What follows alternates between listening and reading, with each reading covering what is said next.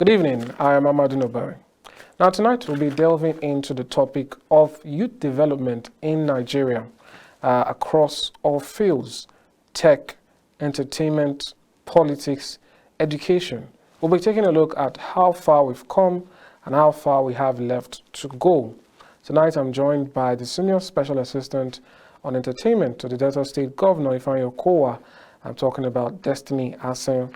He joins me now to shed more light on what youths can do to develop themselves, just as he also speaks on what the society can do to ensure and help youths reach their targets, their dreams, their goals, and their aspirations.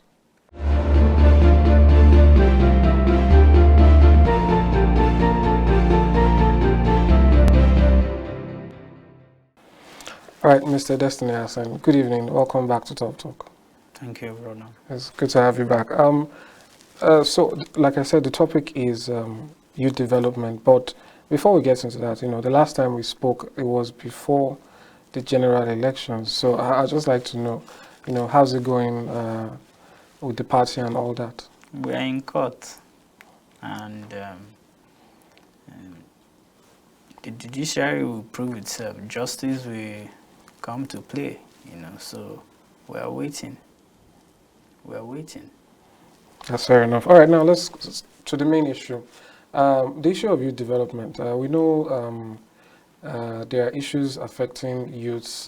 There's even a recent one that we'll get to later, where we have increased human capital flights, what they call the Jackpot syndrome, and people trying to run away and all that. But I'd like your assessment. How do you think so far things are as it stands for youths in terms of development? How far do you think we've gone, and how much farther do you think we need to go? So far, I can give 100%, even if it's not 100%, let's say 90-95% kudos to Nigerian youths who have been supportive to the entertainment industry, because you see, entertainment in Nigeria is one industry that has grown so fast. I'm talking about Nollywood, I'm talking about different record labels, all over the country. You can hear today of Melvin, you can hear of DMW, you can hear of all of them. So they are all doing excellently well. And so far so good. We are doing well, but in terms of sports, we are doing well as well individually, not as as a country that has a strong national league, or Super Eagles is doing so well. No, that's not what I'm saying. You're talking about people like Victor Osimhen, who are making us proud over there. So we're doing quite well for individually. Because we hear today of Davido, Wizkid. These are individual people, doing these things. So, but collectively, I don't think we are doing well, because you can handpick these people, individuals who are doing well as young people in Nigeria. All right, that's fair enough. You spoke from the point of view of the youths. I like your assessment of what has been done for the youths. I'll give you an instance. Just the other day, I remember I was buying something and from an older woman, and she started to complain on my behalf. She was like, during my time we had things free. We had this. We had bursary. We had free education. We had this. I don't know about you guys. It's a bit tough for you. And, juxtapose this with sometimes people labeling Nigerian youths, as lazy or not doing well enough. So the question really is, do you think the government or the society has done well enough to give the youths that springboard they need to reach their dreams? Not at all. Because you see, one of the major lack in our society today is mentorship. The woman or the the old woman that, was talking to you about their old time, their old days, their younger days, these are people who receive thorough mentorship, who receive mentorship from school, within their society, within their environment. But you see, in our time, mentorship is difficult. Even some of us who are even privileged to be around, some of the most powerful people in the country, is always very difficult to assess these people for mentorship. Talk more of a kid on the street who, is moving around. Nobody's there to talk to them about, how important it is to be self-disciplined, how important it is to have self-control, how important it is to be gentle, how important it is to be calm, how important it is to be tolerant and all of that. Nobody's there. The society has, deviated from, what needs to be done. So it's difficult to say that, we are moving forward in terms of young people, young Nigerians, So it's difficult. It's difficult to say. All right. So what do you think can be learned from how young persons are performing in areas that they've somehow dominated, talking about entertainment and tech, like you mentioned? What's the lesson that can be learned there by, everyone? If majority of young people are in this field and is doing very well, what's the lesson that others can learn, other demographics? It's just to checkmate, ask yourself questions. What are these people doing? What are the other young people doing? What are my fellow youths doing? What are they doing? Make research. We have so many platforms that we can use to, develop ourselves. We have YouTube where you can, watch interviews, watch videos of, see things that people are saying. You can watch TED Talks. You can listen to a whole lot of things and educate yourself. How to, do things the right way. Yeah. Yeah. So that's fair enough. So let's talk a little bit more now about politics. I'll just give you an analogy. Not an analogy, an anecdote.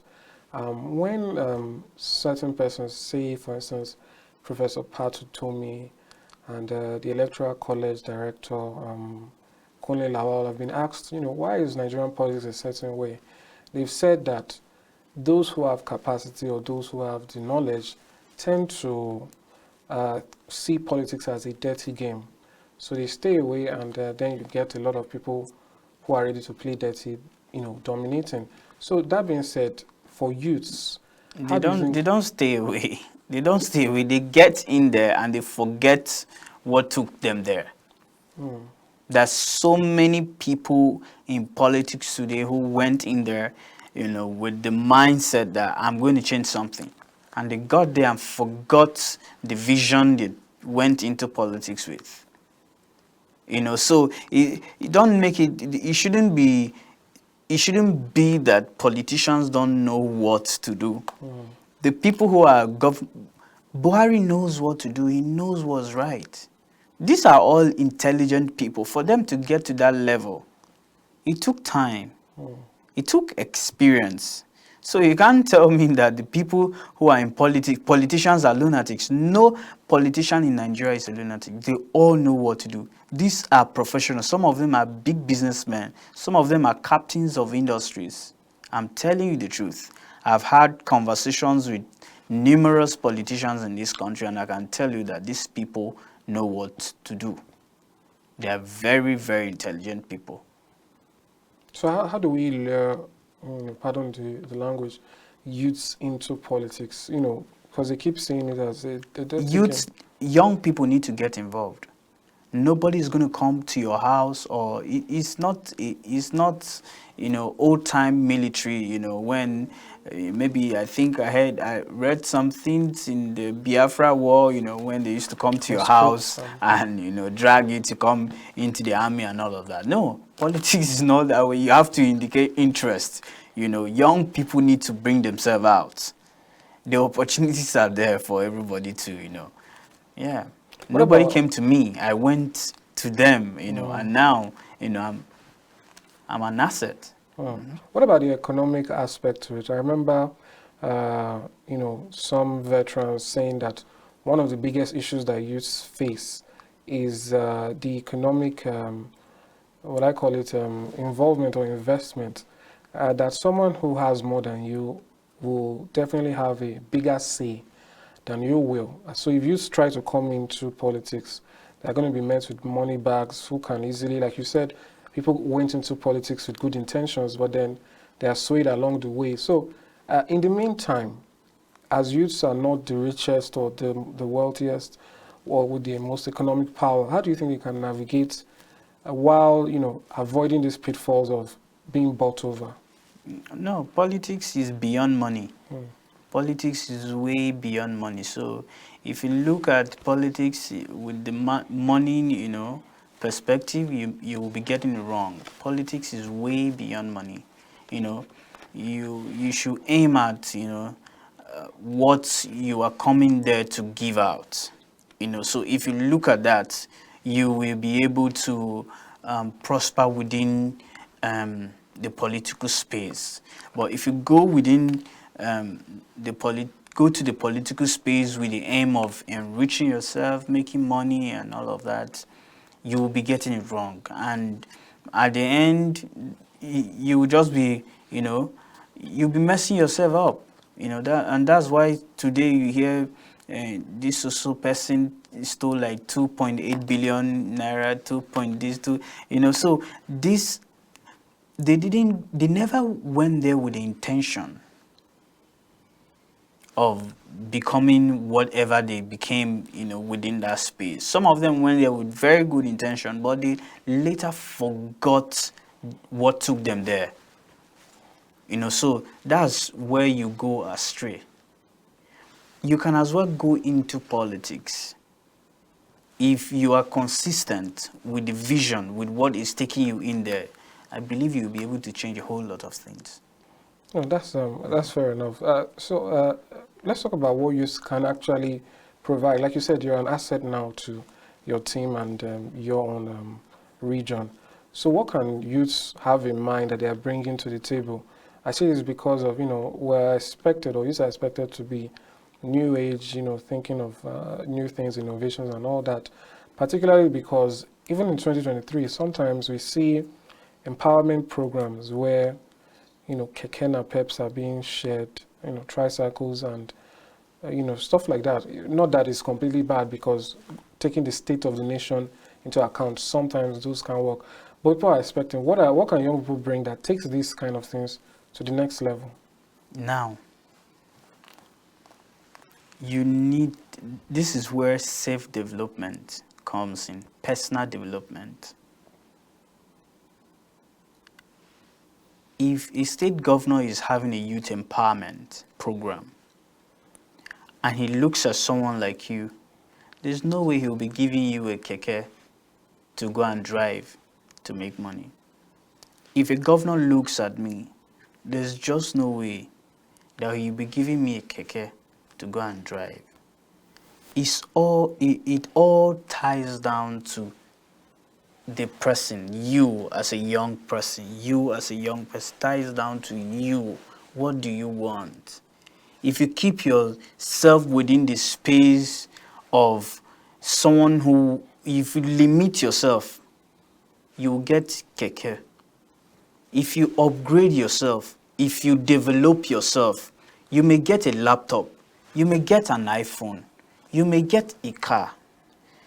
It all ties down to yourself. So you have to develop yourself if you really, really want to, achieve greater height. Oh, that's really fair enough. So what do you think about some other futuristic ideas? Do you think they have a place in Nigeria at the moment? Right now, Young what's really people? trending? No, some ideas that that are associated with young people. Artificial intelligence. We hear things like crypto, although it's died down a bit now. It's And not. It's going on big time. but I think sometimes they experience downtimes, and the people who've been smiling frown, and then they smile again. But that's another issue. But the question is, these things, do they think that I have a place there? I'll use an instance of, arguments against stuff like this. Take, for instance, the election that just held. Um, when it was in the House, the National Assembly, we saw lawmakers saying that electronic transmission cannot work because there's no network in so-so place, there's no internet coverage. And so the explanation was almost like Nigeria is not ready for some advanced things. And I wonder, do you agree with this? Do you think we can start incorporating certain things even with the state of the nation? Of course, Nigeria is ready, because we have the numbers. We have the numbers. Majority of the most fancy cars in the world today are designed by Nigerians. Sometimes I feel like we are just undermining ourselves. Nigerians are talented people. Nigerians are extremely talented, and we can do anything. That's all I have to say. All right. So now another question. How do you think youths can deal with loss? Now, I'm speaking still specifically for politics. I'm sure you're aware there was a whole lot of buzz with persons who were deemed to be predominantly youths during this election cycle, and at the end of the day, a lot of them didn't get what they wanted. And speaking from personal experience... Are you talking politics now or youth development? Which one? Yeah, it's all involved. Youth development is a part of politics, and vice versa. So the question now is, in the bid to become interested, because a lot of youths don't even care about politics, or they didn't used to. But then politics is the avenue through which you get governance, and governance is where you get youth development. So if you're not involved, you're just shutting yourself out. So the question is, how do you deal with loss when you've tried and it didn't work out? You have to keep trying. You have to keep trying. President Buhari contested for president multiple times before he became president, and so many other persons. Peter Obi, if he ends up not becoming president, he has to contest over and over and over again. It's not a journey of 1,000 miles begins with a step.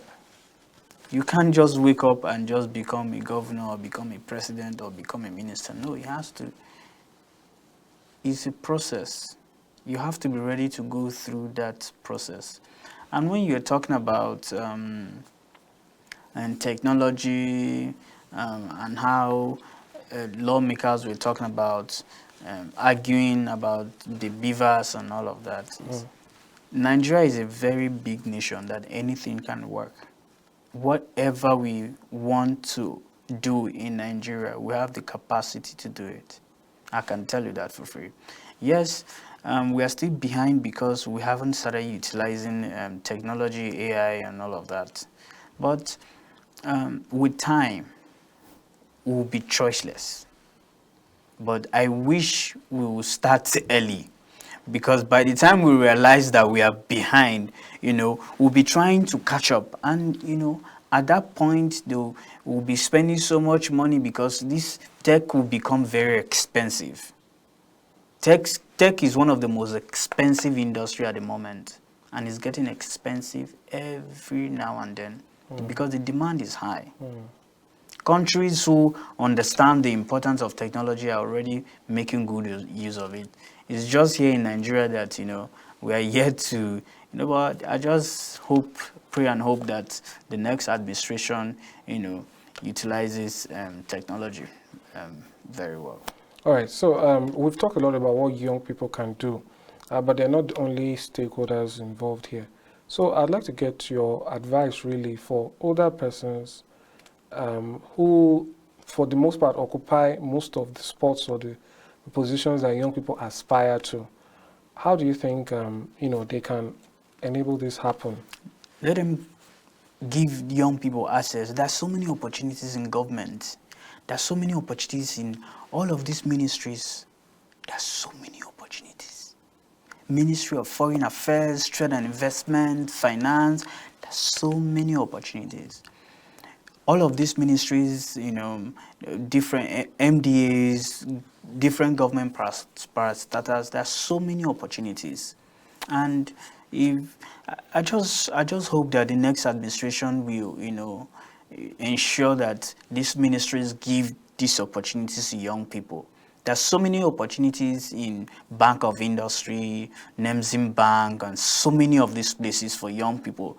There are special funds in Nigeria specifically for young people in different government parastatals. I can tell you that for free. There are so many opportunities in Nigeria, and we also have to, as young people, we need to also, be trying to sort out for information, research, and there's so many opportunities. So you have to go for them. You have to look for them, and also the people who are ahead of us, like senators, ministers, governors. They also have to create, that environment for us by giving us good education, quality, building new schools, donating laptops.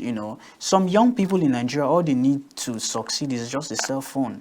So why don't we, as a Even government, power supply. of course, just and we can do all of that. There's a whole lot that can be done. All right. I'd just like to get your thoughts now on a trending issue that affects young people a lot.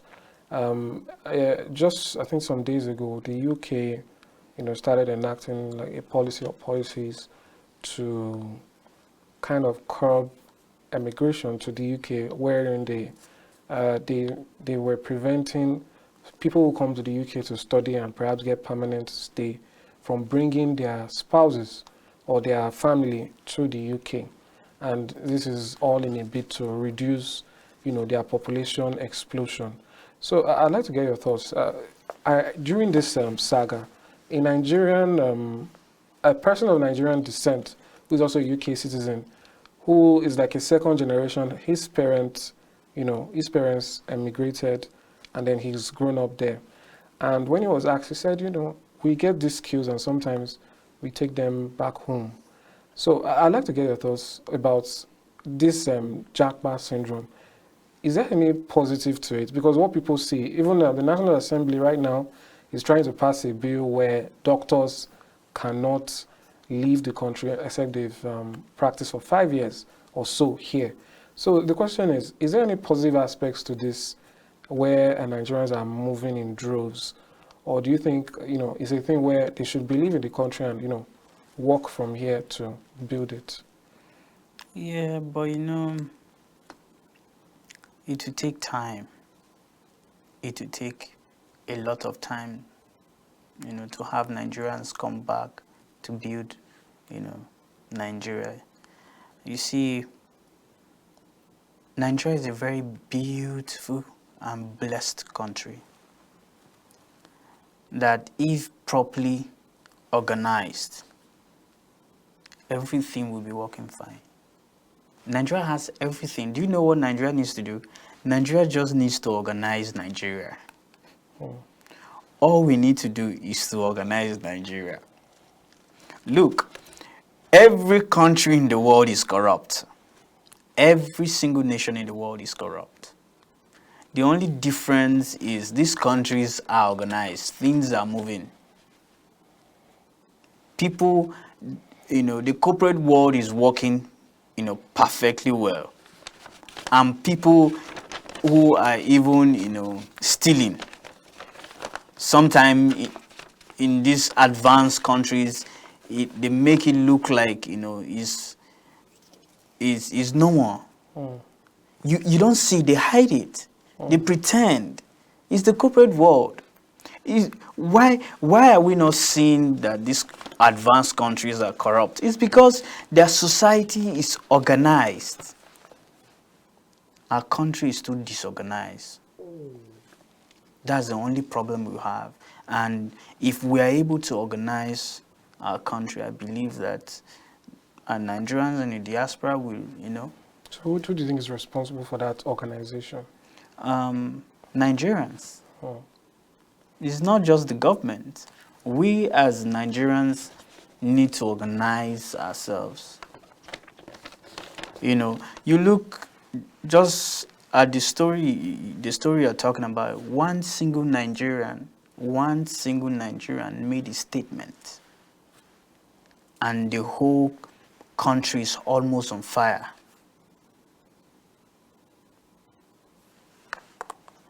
Patriotism, law enforcement.